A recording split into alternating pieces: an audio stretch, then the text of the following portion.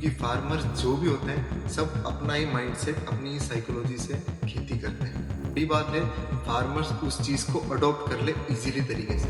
Technology और farmer in दोनों का कहीं ना कहीं मेल नहीं बन पाता, क्योंकि इससे मेन बात ओवरऑल लास्ट में फार्मर को क्या चाहिए, प्रोडक्शन, पैसा। आपका फर्टिलाइजर का पैसा कम लगेगा, आपका इरिगेशन का पैसा भी कम लगेगा। फार्मर्स को रियल टाइम की इंफॉर्मेशन पता रहती है कि उसके खेत में उस समय क्या हो रहा है।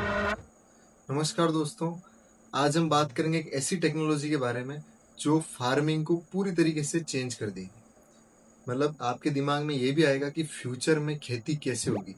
तो उस टेक्नोलॉजी का नाम है स्मार्ट फार्मिंग या फिर प्रिसीजन एग्रीकल्चर। अगर आपको भी जानना है कि फ्यूचर में खेती किस तरीके से होगी तो ये वीडियो को लास्ट तक जरूर देखना।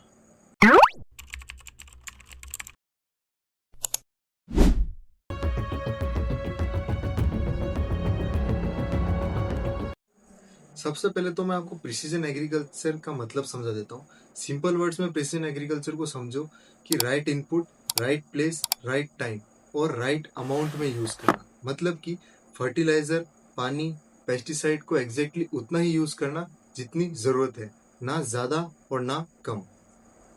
दूसरी चीज है कि स्मार्ट फार्मिंग में टेक्नोलॉजीज कौन सी यूज होती है। तो स्मार्ट फार्मिंग के अंदर कुछ मॉडर्न टेक्नोलॉजीज यूज होती है, जैसे सबसे पहला आपका ड्रोन यूज होता है, दूसरा जीपीएस सेंसर्स, तीसरा एआई और चौथा मोबाइल एप्स। ड्रोन्स कैसे यूज होते हैं, ड्रोन्स आपकी फील्ड है, फील्ड को ऊपर से मॉनिटर करते हैं। दूसरा जीपीएस और सेंसर्स, जीपीएस और सेंसर्स आपकी सॉइल के अंदर मॉइस्चर और न्यूट्रिएंट को पता करने में हेल्प करते हैं। तीसरा आपका एआई, एआई वहाँ हेल्प करता है जहाँ डाटा एनालाइज की बात होती है और डिसीजन लेने की बात होती है, वहाँ पर आपका एआई सबसे ज़्यादा मदद करता है किसान को। चौथा है आपका मोबाइल ऐप्स। काफ़ी मोबाइल ऐप्स हैं जो किसान के लिए बहुत हेल्पफुल है। कौन सी बीमारी लगी है खेत में, उसके लिए कौन सी दवाई डालनी है, वो भी आपके मोबाइल ऐप के द्वारा आपको पता लग जाता है। और फार्मर्स को रियल टाइम की इंफॉर्मेशन पता रहती है कि उसके खेत में उस समय क्या हो रहा है। तो ये सब जो चीज़ है, ये मॉडर्न फार्मिंग के कुछ टेक्नोलॉजीज हैं, इनको आने वाले फ्यूचर जनरेशन्स में अप्लाई किया जा रहा है और कहीं ना कहीं एक सस्टेनेबल वे में एग्रीकल्चर को बढ़ावा दिया जा रहा है। तीसरा आपका है कि ये सारी टेक्नोलॉजीज काम कैसे करती है। तो एक उदाहरण के तौर पे समझिए, एक खेत है और एक खेत में एक फसल उगी हुई है। उस फसल जो है उसका आधा पार्ट जो है वो कुछ पानी ना देने की वजह से या पानी कम होने की वजह से या फिर गर्मी ज्यादा पड़ने की वजह से सूखा हुआ है, लेकिन आपका आधा खेत जो है वो फिर भी पानी है उसके अंदर। तो आपका जो स्मार्ट सिस्टम है वो पूरी तरीके से खेत को डिटेक्ट करके और उसी जगह पर पानी देगा जहाँ पर सूखा आया हुआ है, जहाँ पर पानी कम है, जहाँ पर फसल सूखने की तादाद पर आ गई है। तो इससे आपका पानी भी बचेगा और समय भी बचेगा, और ना ही आपको पूरे खेत में पानी देने की जरूरत है।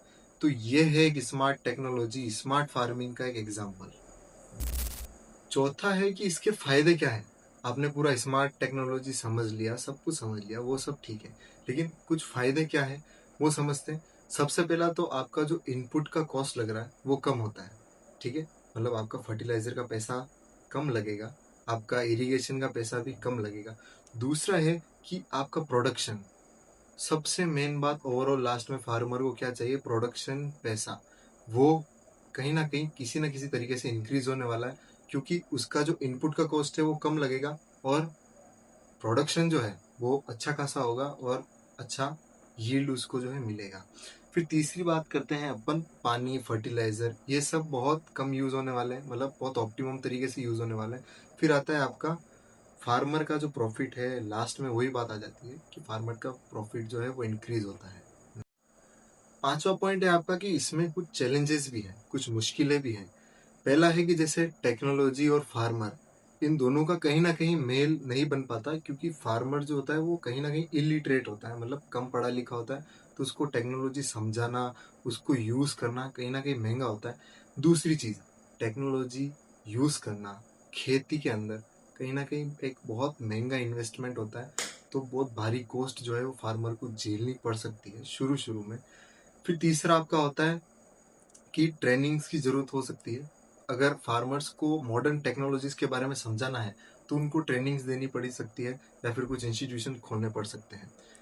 लेकिन इसीलिए ही इंडिया इस मामले के अंदर धीरे धीरे ग्रो कर रहा है, क्योंकि फार्मर्स तक ये सारी टेक्नोलॉजीज पहुंचाना, और बड़ी बात है फार्मर्स उस चीज को अडॉप्ट कर ले इजीली तरीके से, क्योंकि फार्मर्स जो भी होते हैं सब अपना ही माइंडसेट, अपनी ही साइकोलॉजी से खेती करते हैं।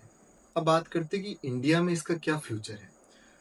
इंडिया में स्मार्ट फार्मिंग का फ्यूचर बहुत ब्राइट है, क्योंकि गवर्नमेंट जो है वो स्मार्ट फार्मिंग को बहुत प्रमोट करती है, हर चीज में सब्सिडी दे रही है, हर चीज में मतलब स्मार्ट फार्मिंग को प्रमोट कर रही है गवर्नमेंट भी, कि किसान इसको यूज कर सके। ठीक है। और तीसरी चीज ये आती है कि आने वाले समय में जो है फ्यूचर में एग्रीकल्चर बहुत आगे जाने वाला है। ठीक है। स्मार्ट फार्मिंग की बात करें तो फ्यूचर में ऑब्वियसली सारी टेक्नोलॉजीज अगर एग्रीकल्चर के अंदर यूज की गई तो बहुत अच्छा प्रोडक्शन, बहुत अच्छा मार्जिन जो है वो देखने को मिल सकता है। अगर आपको ये वीडियो पसंद आई हो तो इस वीडियो को मेक श्योर लाइक करें और शेयर करें अपने सभी फार्मर फ्रेंड्स के साथ में, सभी किसान भाइयों के साथ में, क्योंकि किसान ही है एग्रीकल्चर का फाउंडेशन और किसान ही है पूरे इंडिया का फाउंडेशन। इसीलिए उस वीडियो को सभी के साथ शेयर करें और कमेंट में बताना ज़रूर कि क्या आप इस स्मार्ट फार्मिंग का जो तरीका है वो यूज़ करना कभी चाहोगे फ्यूचर में। धन्यवाद। नमस्कार।